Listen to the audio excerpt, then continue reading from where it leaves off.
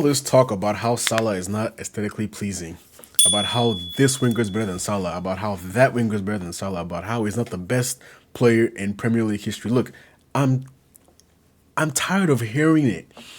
I'm actually tired of hearing it because at the end of the day, when I watch football to watch players that win games, that do things that win games. I don't care if you can do 1,000 step overs. I don't care if you look sexy on the ball. Are you winning my team the game? That's all that matters to me. And look, this week when I went and I really looked at some of the numbers and some of the statistics that this guy has, I don't want to hear anything ever again. Like I will not listen to anything ever again about anybody else. Okay, before I get to anything in this video, please like the video, subscribe to the channel.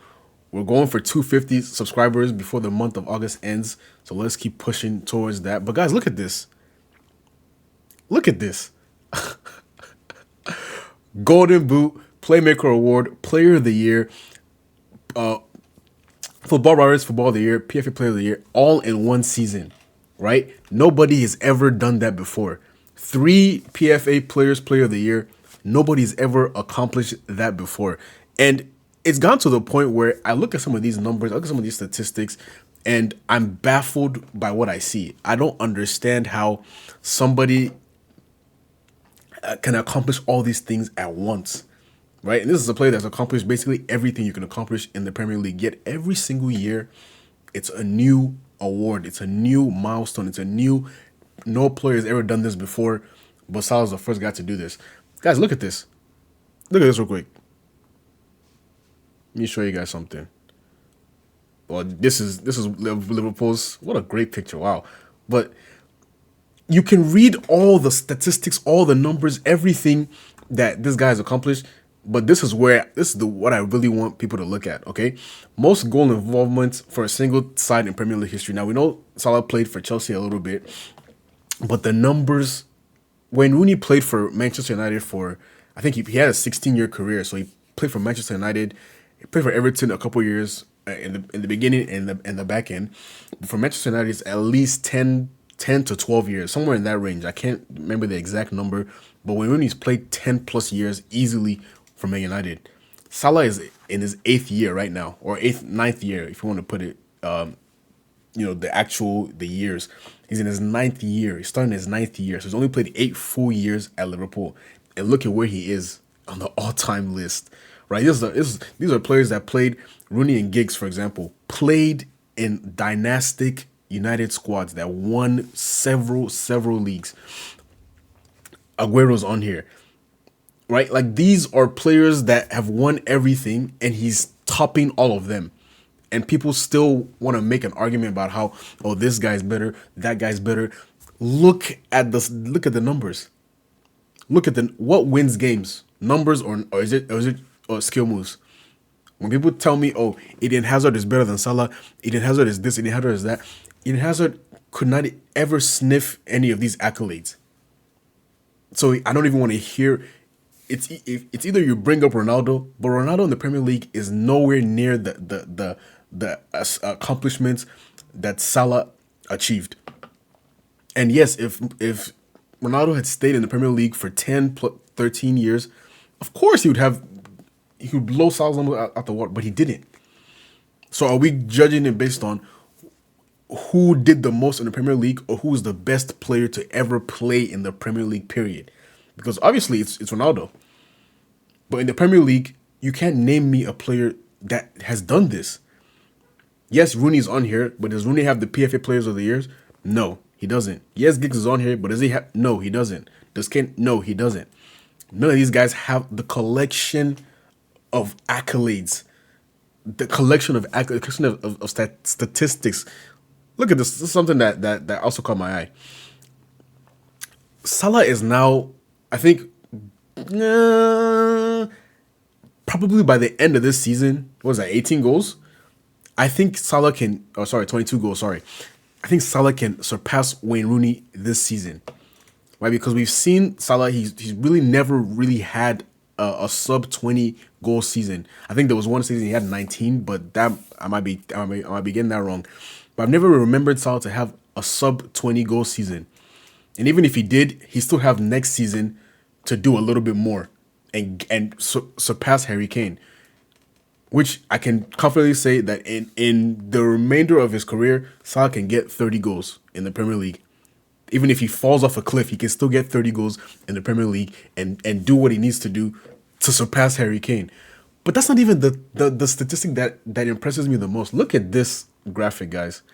It might be difficult to see where I'm going, but look at the third column. The third column shows you the assists. We talk so much about his goals, about how he's rapidly approaching the top three in Premier League goals. Salah is also top 10 in Premier League assists. And if not for the likes of Darwin Nunez and Luis Diaz, he'd probably have 100 by now. And I'm not even joking. I'm genuinely being serious, right? These guys don't have the caliber of. He doesn't have the caliber of striker that these guys played with, right? James Milner, for example. James Milner had a 20-year Premier League career. Steven Gerrard. Steven Gerrard started playing for Liverpool in 1997. He played in the Premier League for like 16 years. 16 years. David Silva, 10 plus years. Dennis Bergkamp, 11 years at Arsenal. Frank Lampard, I think 13 or so years. Wayne Rooney, 13 or so years. These guys all play 10 plus years. And look at where he is in regards to them.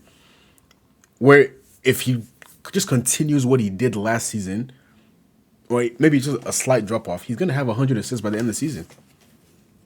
I'm comfortable in saying that. But Salah didn't play with, when Steven Gerrard played with Suarez, he didn't play with Torres, Bergkamp, he didn't play with Henry, Silva, he didn't play with Aguero, he didn't, I don't know if Silva, I don't think Silva played with Haaland, but De Bruyne, for example, he didn't play with those caliber of strikers. If Isak comes, that might be the one time that you could say Salah has finally played with the caliber of striker that. But even Isak is nowhere near the accolades of likes of Torres or Suarez or any of those guys, and he's still doing that. Look at. I'm not gonna read all of this, but just on the screen, just take a peek at it. Just take a peek at what this guy has been able to accomplish in his career in the Premier League. I always imagine what if Salah just never had that failure at Chelsea. What if he started in maybe Roma or Fiorentina and came to Liverpool and that was his first stint? Maybe he had like 3 more years in the Premier League. What would his numbers look like? I don't know if they'd be, that much different. I think Klopp played a major role in what Salah became, what he turned into, right? When Klopp came in and he had Firmino and he had Salah and he had Mane, he had an idea of the kind of football he wanted Liverpool to play, brought that kind of style from Dortmund, and that's the kind of style that suits Salah.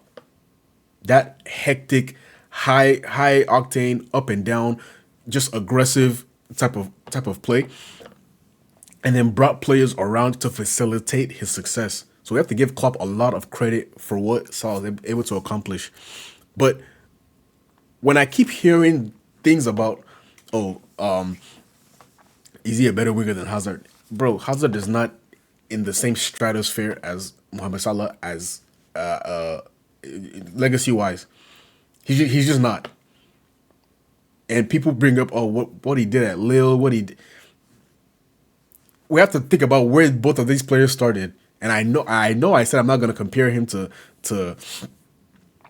Hazard or anything, but Hazard starting your life in Belgium or in France versus starting your life in Egypt, like, let's think about how those are completely different scenarios. You can't start your life in Egypt, living 4 hours or whatever away from one of the best teams in the country, and you expect to have the same youth come up as someone like Hazard or any of these guys that grew up in France or in Europe in general with more access. You just can't.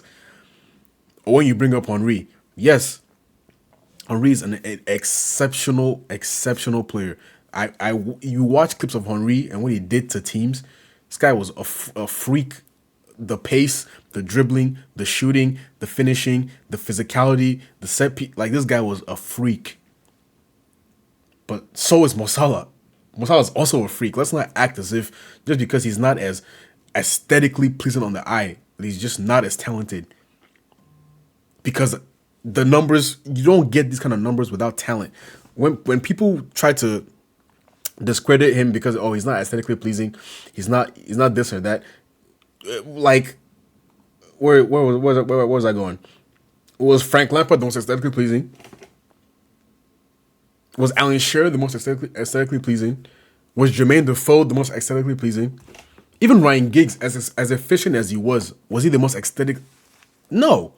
Some players are just efficient, proficient. They get the job done, and they do what needs to be done at the highest level. And that's what Salah does at the highest level. So let's stop trying to find ways to discredit him.